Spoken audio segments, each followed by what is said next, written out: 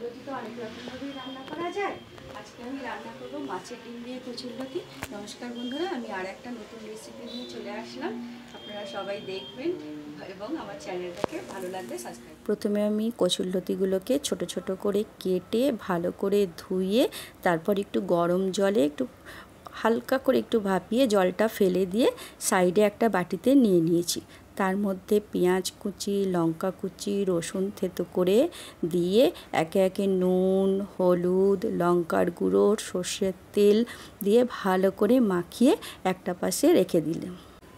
অল্প মাছের ডিম একটা বাটিতে নিয়ে সেটাকে ভালো করে ধুয়ে তার মধ্যে খানিকটা নুন, হলুদ, লঙ্কার গুঁড়ো দিয়ে মাখিয়ে আমি একটা পাশে রেখে দিলাম। তারপর কড়াতে তেল গরম করে প্রথমে মাছের ডিমটাকে দিয়ে হালকা করে নাড়াচাড়া করে কচুরলতিটাকে দিয়ে ভালো করে নেড়ে চেড়ে কচুরলতি যে বাটিটার মধ্যে আমি মাখিয়ে রেখেছিলাম তার মধ্যে অল্প করে জল দিয়ে সেই জলটাকে লতির মধ্যে দিয়ে খানিকক্ষণ চাপা দিয়ে রাখলাম। তারপর মিনিট 10 পরে চাপাটা খুলে আবার কচুরলতিটাকে নাড়াচাড়া করলাম এবং এরমভাবে বেশ কয়েকবার ঢাকা দিলাম, প্লাস আবার খুলে দেখলাম লতিটা কী অবস্থায় আছে এবং সেদ্ধ হয়েছে কি না।